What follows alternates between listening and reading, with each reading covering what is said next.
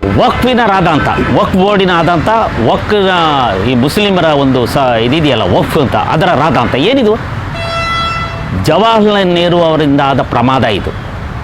ಅವರು ಕೊಟ್ಟಂಥ ಒಂದು ಕಾಣಿಕೆ ಇದು. ಏನಂದರೆ ವಕ್ಫ್ ಬೋರ್ಡಿನಲ್ಲಿ ವಕ್ಫಿನವರು ಇದು ನಮ್ಮ ಆಸ್ತಿ ಅಂದರೆ ಅವರು ನಮ್ಮ ಆಸ್ತಿ ಅಂತ ಪ್ರೂವ್ ಮಾಡ್ಕೊಳ್ಳಲ್ಲ ಅಂತೆ. ಅವರು ಯಾವ ಆಸ್ತಿಗೆ ಬರ್ತಾರೆ? ಈಗ ಉದಾಹರಣೆಗೆ ಅಡ್ಡಂಡ ಕಾರ್ಯಪ್ಪನ ಆಸ್ತಿಗೆ ವಕ್ಫ್ ಬೋರ್ಡ್ ನನ್ನ ಆಸ್ತಿ ಅಂತ ವಕ್ಫ್ ಅಂತ ನಾನು ಪ್ರೂವ್ ಮಾಡ್ಕೊಳ್ಬೇಕಂತೆ, ನನ್ನ ಆಸ್ತಿ ಇದು ಅಂತ. ಅವರು ಪ್ರೂವ್ ಮಾಡಬೇಕಾಗಿಲ್ಲ. ನನಗೆ ಎಲ್ಲಿಂದ ಬಂತು, ನನಗೆ ಈ ಆಸ್ತಿ ನಂದು ಅಂತ ನಾನು ಪ್ರೂವ್ ಮಾಡ್ಕೊಂಡು ಮಾತ್ರ. ಅಂದರೆ ಇಡೀ ಭಾರತದ ಆಧಿಪತ್ಯ ಮುಸ್ಲಿಮರದು, ಇಲ್ಲಿ ವಕ್ಫಿನವ್ರದ್ದು. ಏನಿದು ವಕ್ಫಿನವ್ರದ್ದು? ಈಗ ಉದಾಹರಣೆಗೆ ನಮ್ಮದು ಸನಾತನ ಧರ್ಮ. ಒಂದೊಂದು ದೇವಸ್ಥಾನಕ್ಕೆ 5,000, 6,000, 7,000 ಒಂದೊಂದು ದೇವಸ್ಥಾನಕ್ಕೆ ವರ್ಷಗಳೇ ಗೊತ್ತಿಲ್ಲ. ಇಷ್ಟು ಪುರಾತನವಾದ ದೇವಸ್ಥಾನಗಳು ಕೂಡ ಈ ವಕ್ಫ್ ಬೋರ್ಡ್ ಅಂತ ಹೇಳ್ತಾ ಇದ್ದಾರೆ. ಅದು ವಕ್ಫಿನಾಯ್ತು. ಯಾವಾಗ ಬಂದ್ರಪ್ಪ? ಯಾವಾಗ ಬಂದರು? 2000 ಎಷ್ಟಾಯಿತು? 1400 ವರ್ಷಗಳಾಗಿದ್ದು. ಈ ಇಸ್ಲಾಂ ಬಂದು ಆಗಿರೋದು 1400 ವರ್ಷಗಳು. ಇಸ್ಲಾಂ ಹುಟ್ಟಿ ನಮ್ಮ ಸನಾತನ ಧರ್ಮಕ್ಕೆ ಯಾವಾಗಂತ ನಮಗೇ ಗೊತ್ತಿಲ್ಲ. ಅದು ಇಸ್ಲಾಂ ಹುಟ್ಟಿ ಭಾರತಕ್ಕೆ ಯಾವಾಗ ಬಂದಿದ್ದು?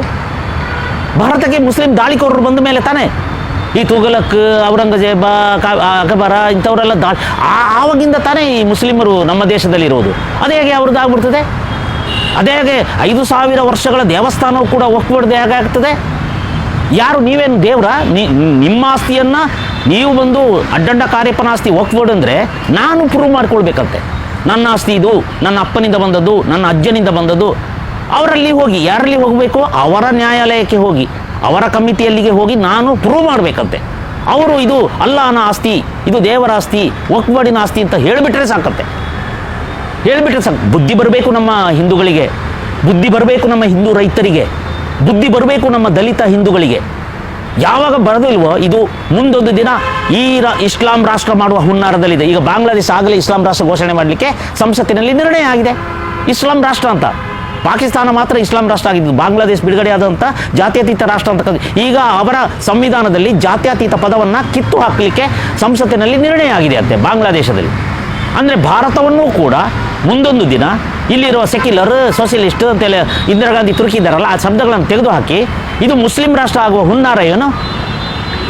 ಇದಕ್ಕೆ ಹೆದರ್ಕೊಂಡು, ಓಟಿಗಾಗಿ ಹೆದರ್ಕೊಂಡು ಕಾಂಗ್ರೆಸ್ನವರೇ ನೀವು ಯಾಕೆ ಹಿಂಗೆ ಒಂಥರ ನರ ಇಲ್ಲದವ್ರ ಥರ ಆಡ್ತಾ ಇದ್ದೀರಿ? ನಾಳೆ ಸಿದ್ದರಾಮಯ್ಯನ ಆಸ್ತಿ ವಕ್ಫ್ ಬೋರ್ಡ್ ಅಂತ ಹೇಳಿ ಅಥವಾ DK ಶಿವಕುಮಾರದ ಇಡೀ ಇದು ಕರ್ನಾಟಕದಲ್ಲಿ ಆವರಿಸಿಕೊಂಡಿರುವ ಈ ಪ್ರಾಂತ್ಯ ಇದೆಯಲ್ಲ, DK ಶಿವಕುಮಾರ್ದು ಶಾಲೆಗಳು, ಅದು ಇದು ಅವರು ಬಿಸ್ನೆಸ್ಸಿಂದ ಬಂದಿದ್ದು ಅಂತ ಹೇಳ್ತಾರೆ. ಅದೆಲ್ಲ ವಕ್ಫ್ ಬೋರ್ಡಿನ ಆಸ್ತಿ ಅಂದರೆ ಏನು ಮಾಡ್ತೀರಾಗ? ಏನು ಮಾಡ್ತೀರಾ? ನಿಮ್ಮ ಈ ಪಟಿಂಗ ಇದ್ದಾನಲ್ಲ ಜಮೀರ್ ಅಹಮದ್ ಖಾನ್, ಅವನೇ ಹೇಳಿಸ್ತಾರೆ ಇದು ವಕ್ಫ್ ಬೋರ್ಡಿನ ಆಸ್ತಿ ಅಂತ.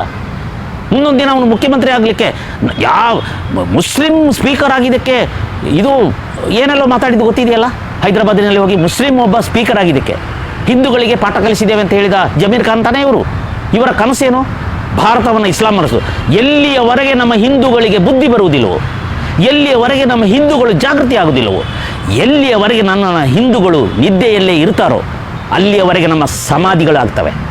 ಸ್ವಲ್ಪ ಇನ್ನಾದರೂ ಜಾಗೃತ ಆಗಿರಿ. ಓಟು ಸಾಯ್ಲಿ ಹಾಕಿದ್ರೆ ಬಾಯಿಗೆ ಮಣ್ಣಾಕಲಿ. ನಿಮ್ಮ ಆಸ್ತಿಯನ್ನು, ನಿಮ್ಮ ಸಂಸ್ಕೃತಿಯನ್ನು, ನಿಮ್ಮ ಇತಿಹಾಸವನ್ನು, ನಿಮ್ಮ ತತ್ವಗಳನ್ನು, ನಿಮ್ಮ ಪರಂಪರೆಯನ್ನು ಉಳಿಸ್ಕೊಳ್ರಿ.